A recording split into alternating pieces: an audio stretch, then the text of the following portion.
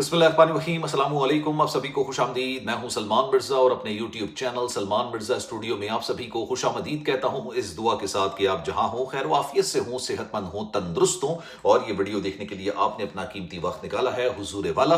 Video के आगाज में तहे दिल से आप सभी का मैं शुक्रिया अदा करता हूं। जनाब, कराची एयरपोर्ट पर एक 35 साल की लड़की लंदन हीथरो एयरपोर्ट से आने वाली परवाज का इंतजार कर रही होती है।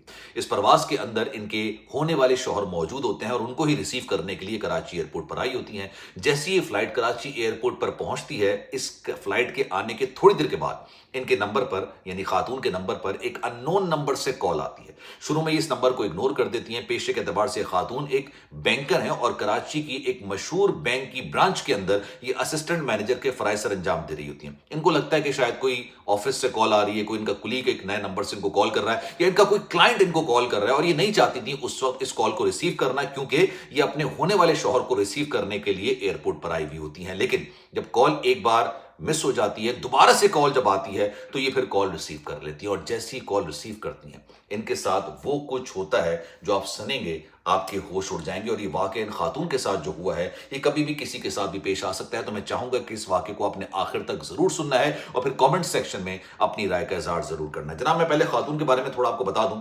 कराची की रिहायशी हैं, 35 साल ये खातून है, पेशे के एतबार से बैंकर हैं। एक ब्रांच के अंदर ये असिस्टेंट मैनेजर के फराइज अंजाम दे रही हैं और इनको बैंकिंग के बारे में बहुत कुछ पता है। आप समझ सकते हैं कि ये बैंकर हैं। 35 साल तक इन्होंने शादी नहीं की थी और उसकी वजह ये थी कि घर के अंदर मसाइल बहुत थे, घर के अंदर परेशानियां और जिम्मेदारियां बहुत थी। और ये घर की बड़ी बेटी थी, तो उन्होंने अपने घर की जिम्मेदारी को पूरा करते करते इनकी उम्र 35 साल हो गई और इन्होंने शादी नहीं की। जब एक औरत इस उम्र पर पहुंच जाती है ना, एक लड़की इस उम्र पर पहुंच जाती है, तो माशरे में बेतहाशा लोग ऐसे होते हैं जो कहते हैं कि यार अब तुम्हें इस तरह से डायरेक्ट रिश्ता तो नहीं मिलेगा, तुम एक काम करो, इंटरनेट पर बहुत सारी ऐसी वेबसाइट्स मौजूद हैं जहां पर रिश्ते अवेलेबल होते हैं, तो वहां पर जाके अपनी प्रोफाइल बनाओ तो तुम्हें कोई ना कोई एक सुटेबल मैच मिल जाएगा।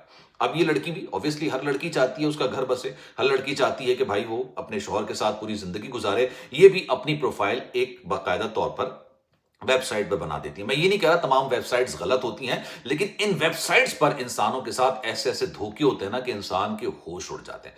अब जब ये अपनी प्रोफाइल बनाती हैं, प्रोफाइल बनने के कुछ दिनों के बाद इनके पास एक मैसेज आता है। मैसेज होता है इंग्लैंड के लंदन शहर में रहने वाले एक शख्स का, जो कि निजात तो पाकिस्तानी है, यानी पाकिस्तानी निजात है, लेकिन आज से नहीं तवील अरसे से ये बरतानिया के अंदर रह रहा होता है। इसकी उम्र होती है 48 साल और इसने अपनी जो स्टोरी बयान की, इन खातून को ये बयान की कि इन्होंने बहुत कम उम्र में अपने वालिदैन के साथ ये इंग्लैंड आ गए थे और उसके बाद इन्होंने सारी जिंदगी मेहनत की, इनके वालिदैन ने सारी जिंदगी मेहनत की और ये शादी नहीं कर सके।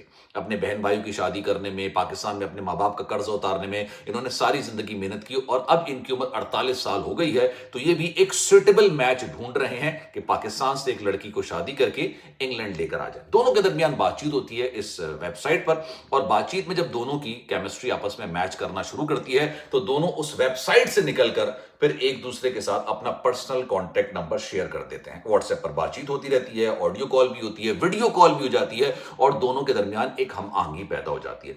जब बात आगे बढ़ती है तो दोनों इस बात पर रजामंद हो जाते हैं कि चलें फिर अब शादी कर लेते हैं, क्योंकि इसी मकसद के लिए तो हमने एक दूसरे से बात करना शुरू की थी। जब ये बात आगे बढ़ती है तब बंदा कहता है कि ठीक है, मैं पाकिस्तान आता हूं, आपसे आके निकाह करता हूं, आपके डॉक्यूमेंट्स बनवाऊंगा, फिर डॉक्यूमेंट्स बनवाने के बाद आपको इंग्लैंड वापस ले आऊंगा। लड़की भी खुश होती है, अपने घर वालों को बता देती है, लड़के से बातचीत वगैरह हो रही होती है और फिर वो दिन आ जाता है जब ये वाकया पूरा रुनुमा हुआ। इंग्लैंड से, लंदन से ये फ्लाइट लेके पाकिस्तान पहुंच रहे होते हैं और इनको रिसीव करने के लिए ये 35 साल जो लड़की है ये एयरपोर्ट पर आ जाती है। जैसी ये फ्लाइट लैंड करती है कराची एयरपोर्ट पर, थोड़ी देर के बाद, जैसा कि मैंने अपनी वीडियो के आगाज में बोला, कि इन खातून के पास एक अननोन नंबर से, पाकिस्तान के एक अननोन नंबर से इनके पास एक कॉल आती है। अब ये कॉल शुरू में रिसीव नहीं करती हैं, इनको लग रहा होता है कि भाई किसी क्लाइंट की तरफ से, बैंक की किसी एम्प्लॉय की तरफ से कॉल है। लेकिन फिर जब दोबारा इनके पास कॉल आती है और ये कॉल रिसीव करती हैं तो सामने एक खातून होती हैं और वो खातून ये कहती हैं कि जनाब, एक शख्स हमारे पास आया हुआ है और ये शख्स कोई और नहीं होता, ये शख्स होता है वही बंदा जो कि इंग्लैंड से इनसे शादी करने की नीयत से निकाह करने के लिए पाकिस्तान आता है। वो खातून अपने आप को इस तरह प्रिटेंड करवाती हैं जैसे वो एक कस्टम ऑफिसर हैं, کراچی میں پاکستان کے اندر، اور وہ یہ بتاتی ہیں کہ جناب ان کے پاس، انہوں نے ہمیں نہیں ڈکلیئر کیا ہے کہ ان کے پاس فونز بھی ہیں، ان کے پاس نقدی بھی ہے، ان کے پاس زیورات بھی ہیں، اور یہ تمام چیزیں ان کو ڈکلیئر کرنی پڑتی ہیں۔ ایک سرٹن اماؤنٹ سے زیادہ اگر آپ کوئی چیز پاکستان کے اندر لے کر آتے ہیں، قانون کے مطابق آپ اس کو ڈکلیئر کرنا پڑتا ہے، لیکن انہوں نے ڈکلیئر نہیں کیا۔ ان کے پاس ٹھیک ٹھاک سامان موجود ہے، اور اس وجہ سے اب ان کو باہر جانے کی اجازت نہیں دے سکتے ہیں، ان کے خلاف قانون کے مطابق کارروائی عمل میں لائی جائے گی۔ اب خاتون گھبرا جاتی ہیں، خاتون کہتی ہیں کہ بھائی یہ مجھ سے شادی کرنے کے لیے آئے ہیں، یہ برٹش سٹیزن ہیں، پاکستان میں پیدا ہوئے تھے، اگر انہوں نے نہیں بتایا تو آپ میری ان سے بات کروا دیجئے، میں ذرا تسلی کر لوں کہ آپ انہی شخص کی بات کر رہی ہیں یا کسی اور شخص کی بات کر رہی ہیں۔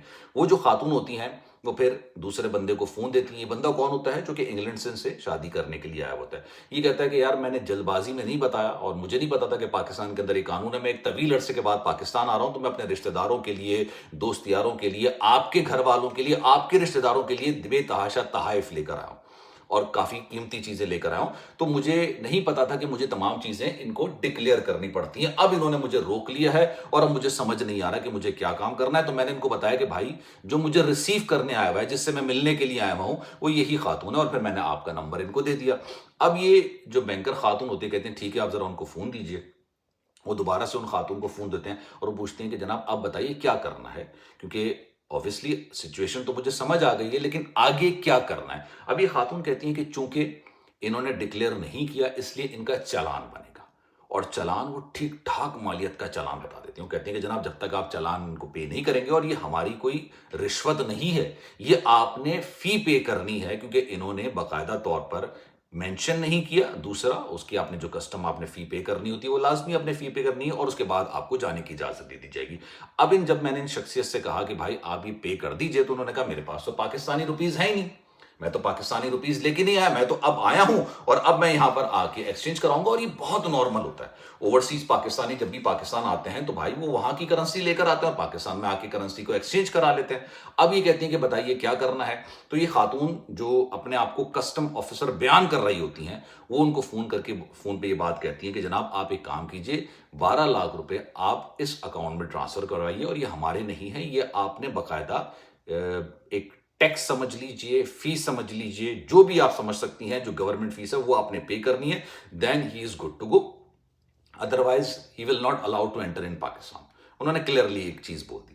اب ان خاتون کو سمجھ نہیں آ رہا تک کریں تو کیا کریں۔ ان کو یہ پتا تھا کہ یار بندہ جینون ہے، میں آڈیو پر بات کر چکی ہوں، میں ویڈیو پر بات کر چکی ہوں، بندہ انگلینڈ سے پاکستان آیا، پاکستان میں کسی کو جانتا پہچانتا نہیں ہے، میرے پاس ہی اس کا نمبر ہے، مطلب میرا ہی نمبر اس کے پاس موجود ہے، اور مجھے ہی مدد کرنی ہے۔ خیر یہ کسی طریقے سے کہتی ہیں کہ چلیں ٹھیک ہے، میں آپ کو پیمنٹ کرنے کے لیے تیار ہوں، لیکن ابھی میرے پاس اتنی اماؤنٹ نہیں ہے۔ تھوڑی اماؤنٹ وہ بتاتی ہے کہ جناب جیسے 12 لاکھ روپے مانگے گئے، تو انہوں نے کہا کہ جناب میں 9-10 لاکھ روپے دے سکتی ہوں۔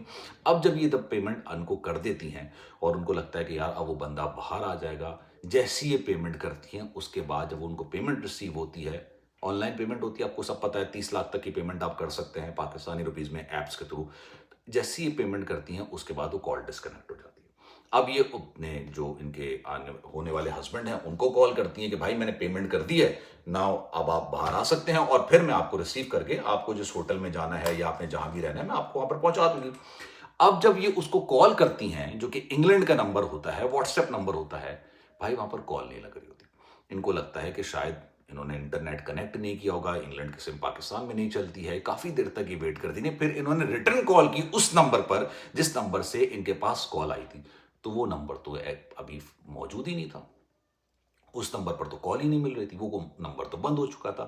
کافی دیر تک وہاں پر انتظار کرنے کے بعد اور لوگوں سے ڈسکس کرنے کے بعد، وہاں پر اتھارٹی سے ڈسکس کرنے کے بعد پتہ چلا کہ بھائی یہ تو سارا اسکیم ہوا ہے ان کے ساتھ، یہ تو اتنا بڑا دھوکہ ہوا ہے ان کے ساتھ، اور یہ کوئی شخص وہاں سے آیا نہیں تھا۔